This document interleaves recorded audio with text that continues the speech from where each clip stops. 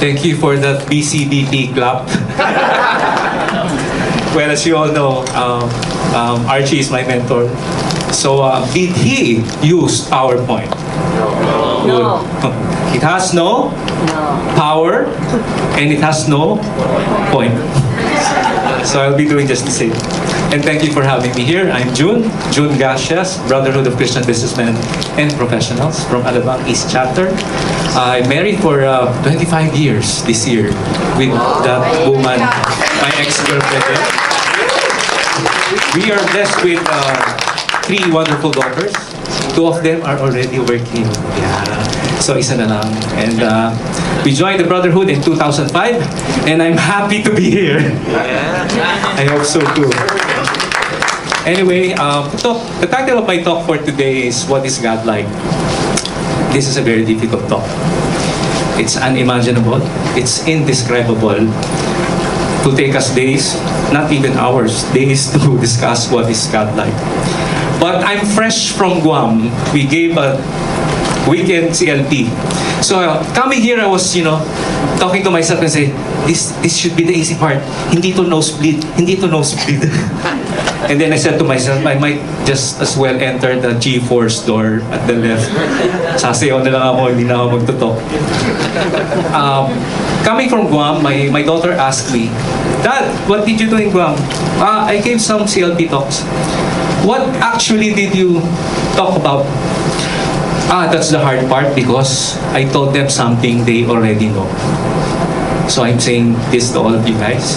This will just just to remind not just you but all of us here present about what is God like. Okay? And summing up over the years of my experience with the Brotherhood, it's true what they say that to know Him is to love Him and you will serve Him. That's the process that we've been through in the Brotherhood. So, what is God like actually has a prerequisite. What is the prerequisite? The prerequisite is the question, does God really exist?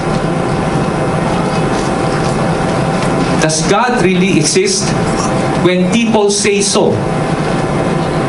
Does God really exist because that's what I know? Or does God really exist because deep in my heart, I'm living it? So those are the process, no? Just to measure the level. Even myself, I've been asking that question. Does God really exist? Because God is so distant, we cannot see Him. Good thing that, He became man and allowed a human person to introduce Him to us. God the Son. But now, we'll be speaking about God the Father. And I would like to use 3 highlights from this talk. One is God as the ultimate creator. Number 2, God as the source of unconditional love. And the third, just a glimpse of what is God's plan for all of us. Okay? So, those are the 3 highlights that I would like to share with you. First, God is the creator, the ultimate creator of everything. He created everything. No? And it was so systematic because God is a God of order. First, there was total chaos. Can I just request you to close your eyes for just a moment?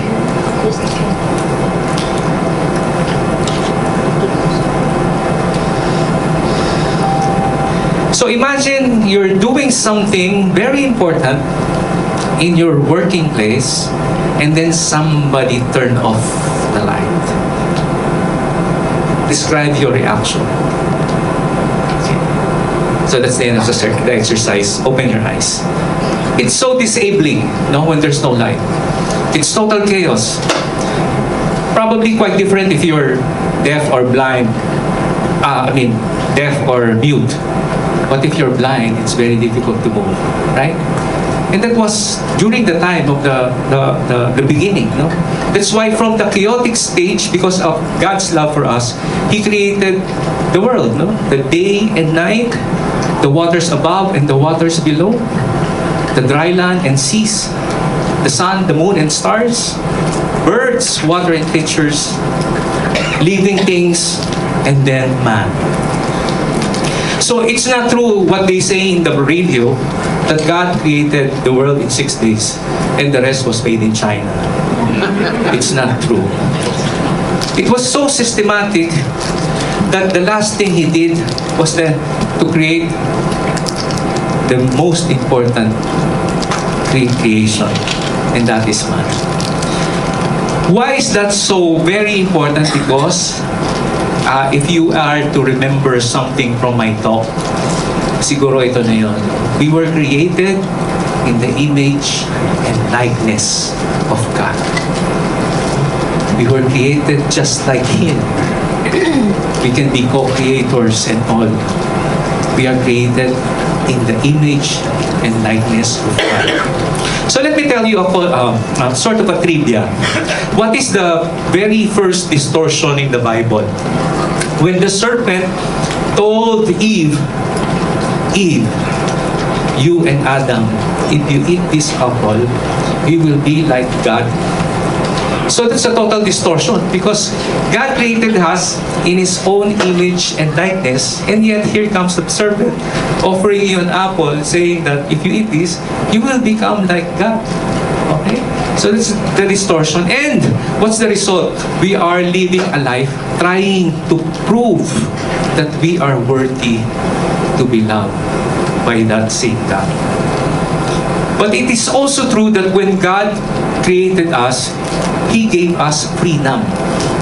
Freedom to choose from what is right and what is wrong. It is just, too understandable for God to be forgiving. Because once we are given a choice, there is a tendency for us to make mistakes. So God made an allowance for all of us. Okay? So that is what He has created.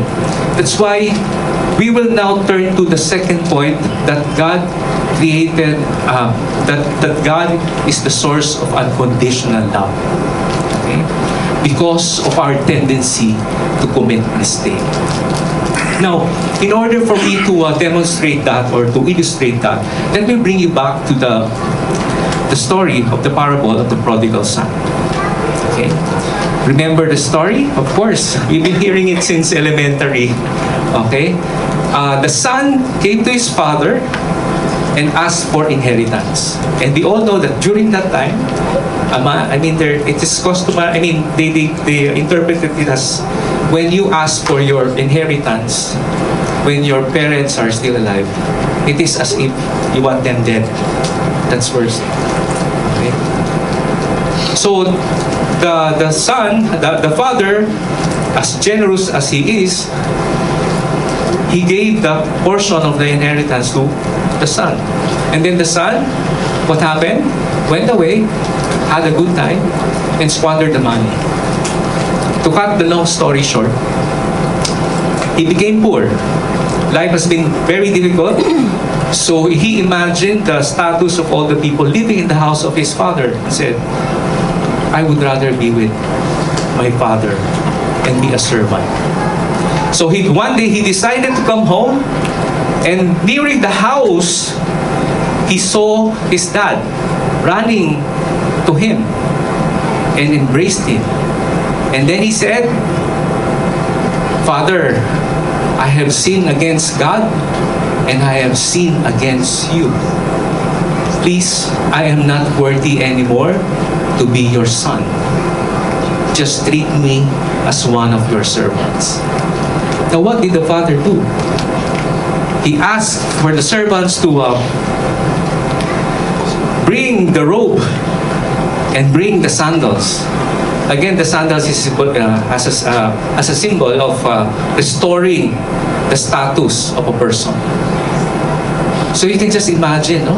Parang what we usually see in a movie, when you are trying to explain, he will cut you and, parang everything is forgotten. That's what a kind of father he is. Just like God. He does not, he hates the sin, but he does not hate the person. Okay. So his love is tremendously unconditional. And it's very, it's human nature for us to to be filled with unconditional love. We want to always be assured. And sometimes we can get it only from our family. Okay? I remember one time a story when my daughter came to celebrate his 18th birthday, and he attended a party. He attended a party, and then me and my wife and my children fetched her, and then we parked, and then we saw people coming out, puking everywhere. And sabi ko, nasaan kaya ang mga magulang nitong mga batang ito? And then 11, then 11:30, then 12. Then I said to my wife, oh, you go inside and get Isa. Oh, na-reveal yung pangalan. So, sabi ko, wait, nakakaya. Just let the kids go. Kasi parents tayo, nakakaya. And then when my kids went in, I saw them running to me. Sabi ko, what happened? What happened? Dad, Ate Isa is lying on the floor. So I was so nervous, and then I drove the car inside, and then I saw them carrying my daughter like a pig. And then when they were able to put her in the car, they went away without even talking to me, and I was so shocked. I felt so really parang nervous about my daughter. I felt so but what good thing is that I was there. I can't imagine myself hearing those news and coming from Alabang and driving to Makati. What I'm trying to say is that when I try to be as good father to my kids and perform my duties as a father and a husband to my wife, I somehow feel what God feels when I truly love my children. And in my reflection, as I recall all the past experiences that I had long before, I can clearly see when I exercise true and unconditional for my children, I have a glimpse of how God feels. The sacrifices I have made for my kids. I mean, being their number one fan in the events. I try to recall and see the pictures of my youngest daughter getting the Most Kind Award, and it's a total celebration. I also remember the times when they got sick and was brought to the hospital. How I felt, as if in one occasion I prayed to God, Lord, whatever my daughter's sickness, let it be transferred to me, and things like those. That how God's feel when we truly love our children. He is the source of unconditional love.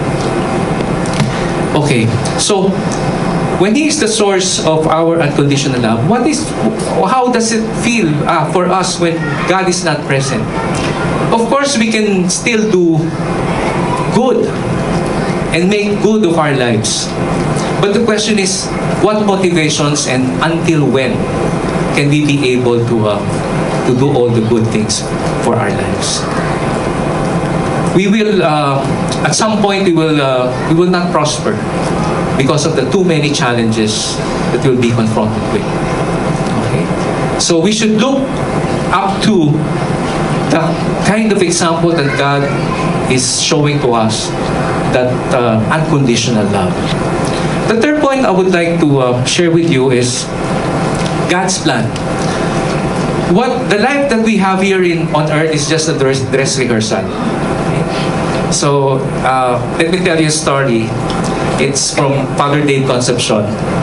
In one of the retreats, he asked the congregation, brothers and sisters, what would you like to do when you go up to heaven? And a 60-year-old lady raised her hand and said, Father, I will swim in heaven. Oh, so interesting, he said. Why is that so? And then the old woman said, Father, I don't know how to swim. If I swim in heaven and I drown and I die, I'm already in heaven. Oh, okay. Interesting.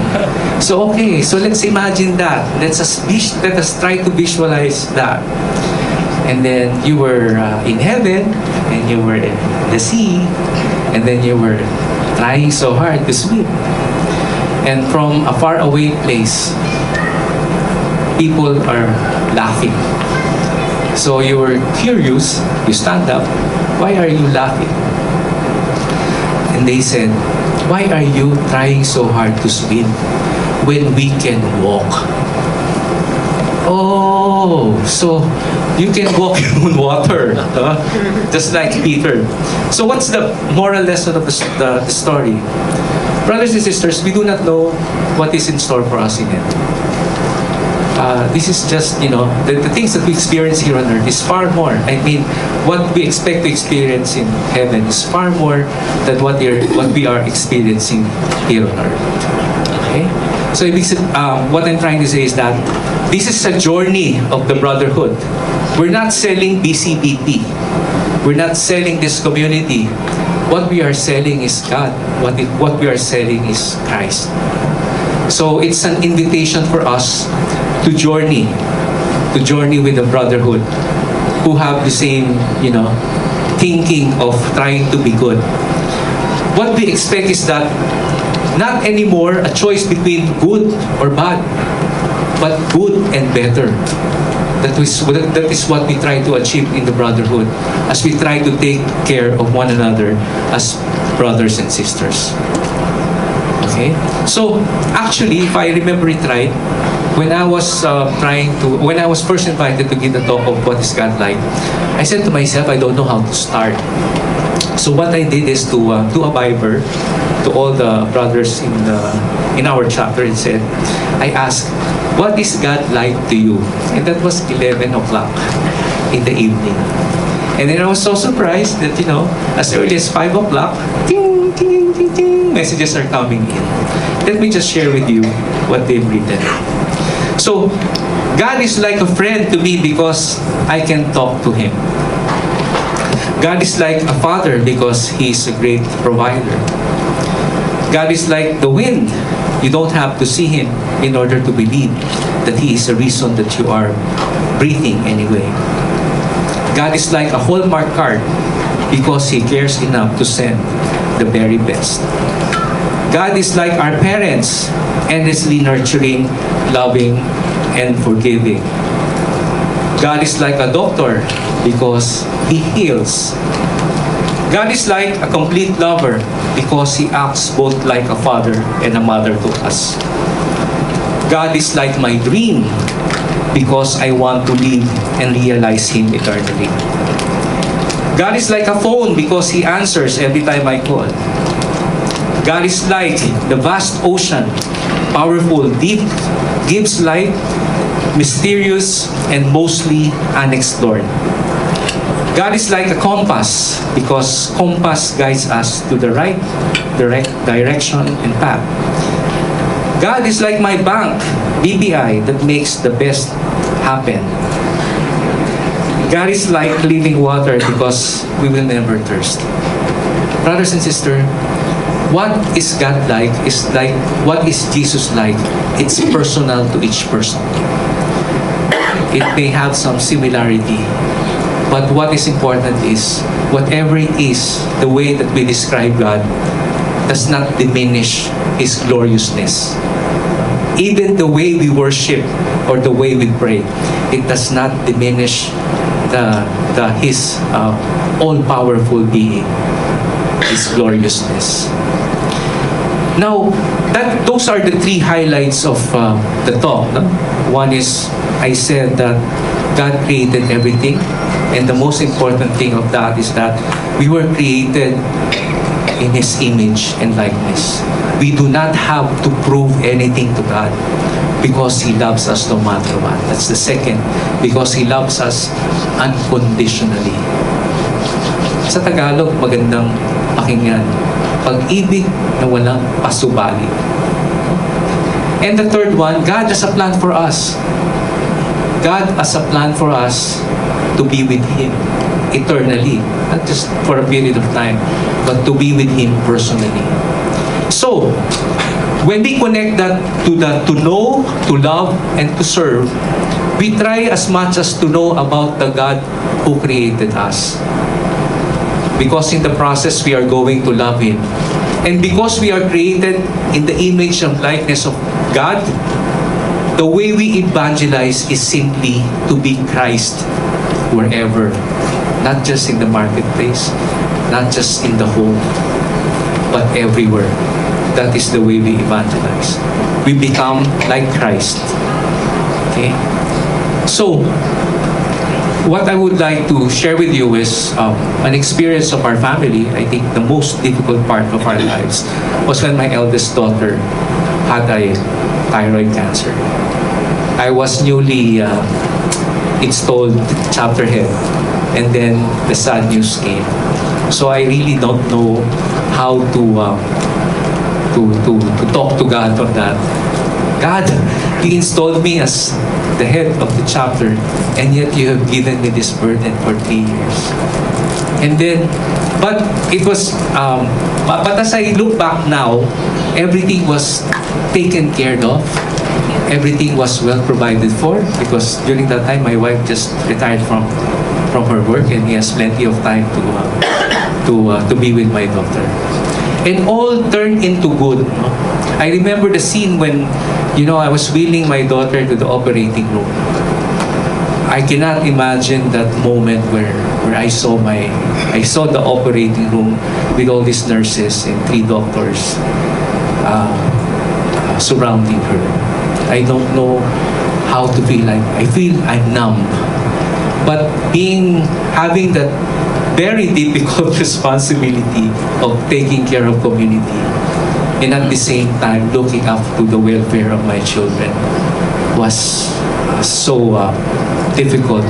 But only God was able to support us, my wife and I, to continue on serving the community. So God, is it true what they say that God will not give you any trials that you cannot overcome? Here in the Brotherhood, we're so fortunate because a lot of people were praying. Even members of other chapters are praying for my daughter. She is now on her 5th year of evaluation. And actually this June will be her 5th year, right? 5th year. So she's being checked up every year now. Before it was 6 months and all. So God is a loving God. God takes care of everything. He's always present in our lives. All we have to do is just be aware of what He has done in our lives.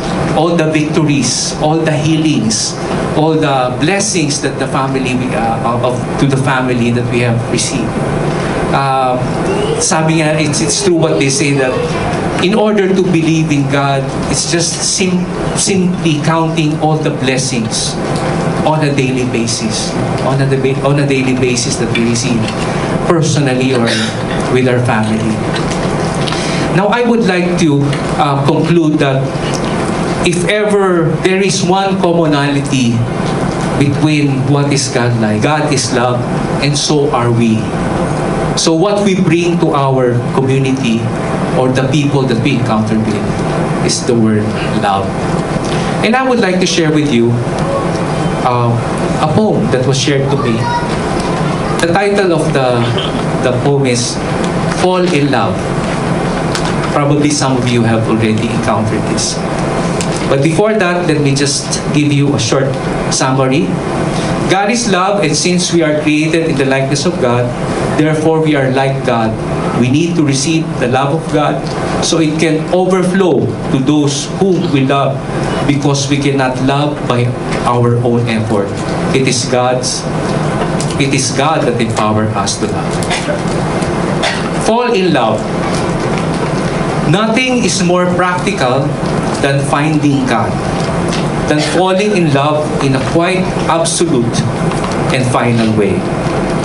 What you are in love with, what seizes your imagination, will affect everything. It will decide what will get you out of bed in the morning, what you do with your evenings, how you spend your weekends, what you read, whom you know, what breaks your heart, and what amazes you with joy and gratitude. Fall in love, stay in love, and that will decide everything. Thank you for having me here.